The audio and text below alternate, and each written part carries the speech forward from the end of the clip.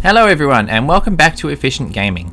First off, I wanted to apologise that this video is slightly later than normal and that the place behind me is just a little bit more of a mess than normal. I had my first baby daughter born on Monday morning, so we've been a little preoccupied with that, but I found a few minutes free to do the video now, so hopefully that'll help you with some tips over the weekend. But again, we're covering the Witcher Monster Slayer. There's a new monster this week called the Headless Nobleman. It's a new spectre, and let's check out the time task tips for it.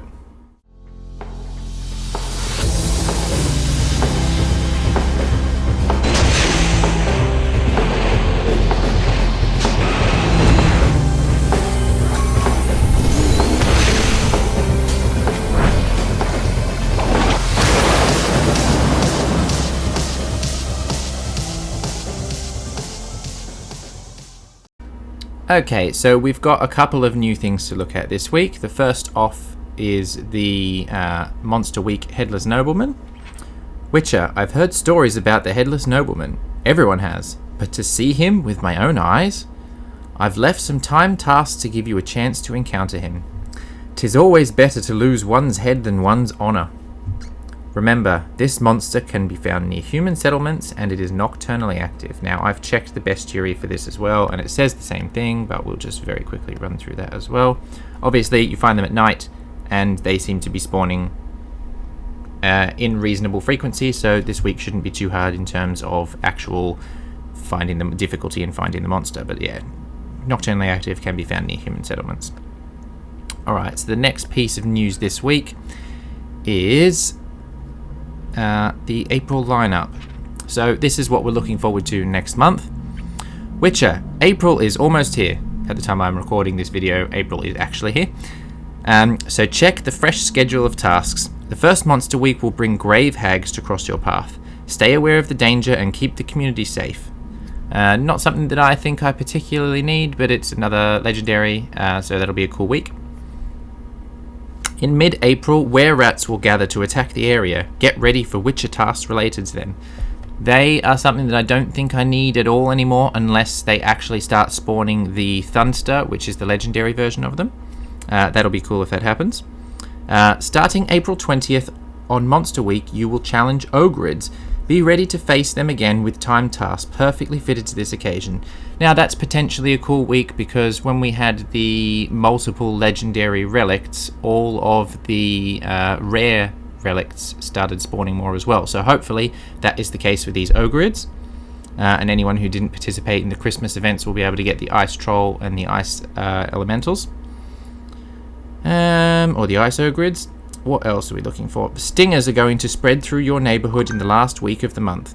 Master Witcher has prepared some tasks to let you fight for rewards. Now, we've actually already had a Stingers event, so I'm really keen to see this one and see how they're going to make that different to the first one, or whether they're just rerunning it for anyone who missed the first one. Okay, but enough of that. Let's check out our time tasks. Right, considering how little I've been able to play, I think I'm doing pretty well. Kill 15 Headless Noblemen. You've just got to find them and kill them. Kill 5 monsters from the Spectre class without dealing any silver damage. Basically, just don't use any silver bombs and don't use any silver swords. So I've got an example of this which I will show you now. It is very stupid and basic, but I'm just showing you that it can be done on any monster. So this is what I'm going to be completing, the killing monsters without dealing any silver damage. This is just a normal spectre that spawned at night on the map. I'm going to use Incandescent Heart because I have it, and it's going to deal more damage quicker.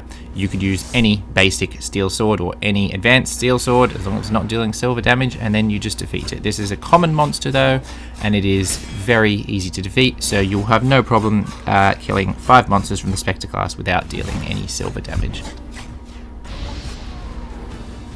So we've done that. Now, one of the other things that I will tell you, because I haven't given an example of it, but I did it later on, is... I will explain it later on, because it's more in-depth, unfortunately. Alright, so the next one is craft 10 Spectre Oils. You need relic remains to be able to craft them, and because I've not been out, and you need to sort of go visit parks to get the relics, so I will attempt to do that at some point eventually. Now, this task I'm going to put down, as far as I know this week, this one's actually impossible. I will show you an example of doing it, but I wouldn't go wasting all your potions yet. If there is a fix for this task, I will try and update you in the comment section on this video, but it's not something that I've seen any sort of response on, and I've not seen anyone complete it. However, I've not been following stuff as much this week, so if you've managed to complete it, or if you've got tips for anyone else, please include that in the comments below. Help everyone else out. But this is what I would do to complete it. Again, it's not a difficult task. So it is kill 3 Headless Noblemen after using a potion, an oil, a bomb, and a sign. Now, you complete it, and it shows up. But when you reboot the app, all of your progress is wiped, completely gone. So I made sure that I did all 3 of these before I rebooted my app, and I tried to claim it. But even having done all 3 of them, it still wouldn't claim. So even though I'd done 3 without rebooting the app, so my progress wasn't saved, it still did not save any of the progress. And I tried pushing the claim button a bunch of times, it didn't work. Yeah, it was just broken. So yeah, not very good on that part. I've not heard anything or seen anything on the Reddit or the Discord from Spocko to say if this is going to be fixed or not, but I'd say maybe if you're going to attempt this, wait till a bit later in the week when hopefully they've had a chance to fix it, if they are going to. But it just seems a bit weird that it's broken for everyone that I have seen write about it. But that would be how you would do it if you do want to complete it later in the week. And the only other thing I will say is if you're using a potion, an oil, a bomb, and a sign, there is no reason that you can't also do the kill 5 monsters from the Spectre class without dealing any silver damage with this. Because I was using a basic bomb. If we use a steel sword, we're not going to be doing any silver damage. So if you do attempt it, you may as well use a steel sword so that you are completing at least one of the other tasks as well. Okay, on to the next one. Kill a Headless Nobleman without using any bombs or signs. Now, because this is a reasonably easy task, I am just doing it with a sword, but there's I don't need any potions for this. It's not that difficult. I'm just using my normal Melith sword because we're going to use the extra fire damage, but I haven't even really defended it. It's not that difficult. I just got to remember to block and not use my Quen spell, which is what I normally would frequent in this sort of encounter. As you can see at the moment, I'm not the best at getting the perfect parries, but the next video I will explain in that when I actually had a little bit more time and fought a few more of the monsters, the timings on that and how you should go about looking for the right point to defend. But yeah, this was the no bombs and no signs one, and I actually did this on the first time I encountered the monster. So in a second I'll show you that we've completed that. And we'll claim that task. This one is one of the ones that works. The only one that doesn't work is the one above it, which is the using a potion, oil, bomb, and a sign. And I don't know why that doesn't work. Alright, let's move on to the last one. Kill 3 Headless Noblemen after performing at least 3 perfect parries. So this one, obviously, perfect parries are perfect parries. I'm just going to give you an example of... Honestly, I think we did this in a couple of the other previous videos, including that one, but this one specifically that I'm going to show you right now is going to be an example, and I'll talk through where you want to look for those perfect parries. So this monster has 2 attacks. The first one that you're going to see is his basic attack where he sort of throws his head at you, and that's a single attack. Now you want to sort of start parrying just as he is leaning back to throw his head. Now that's the timing for me to start parrying. That is your visual cue. The time that you need to start parrying is going to be marginally different to that. But you want to... It's the best way of putting it. Work out the best timing for you, but the visual cue on that attack is when he draws his head back to throw it to you.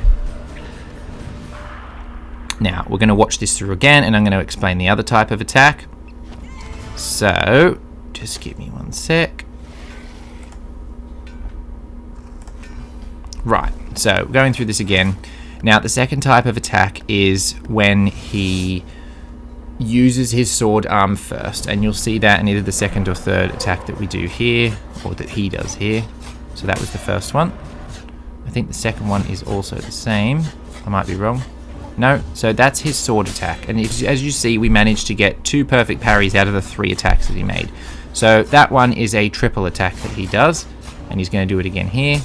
I only managed to get 1 perfect on those, but the timing on that is you'll see him lunge forward slightly with his right leg and sword, and that will be sort of the timing for when you want to start parrying. Now, he does 3 in a row. I haven't managed to do the perfect battle example on this one yet, and I'm not sure whether I will get the time to do that this week, but yeah, those are the timings that you want to look for doing the perfect parries anyway. And that is all of our tasks for this week. Now, I'm not sure whether it's actually possible to finish this because of this task here that you can't actually do, but I do hope you enjoy the monster and get out there and have a bit of fun fighting a new monster. Try and complete the bestiary. I personally still have 30 to find before mine will be completed, but we will see how we go. Obviously, I'm prioritizing my time for my baby daughter at the moment, and this is sort of secondary to that.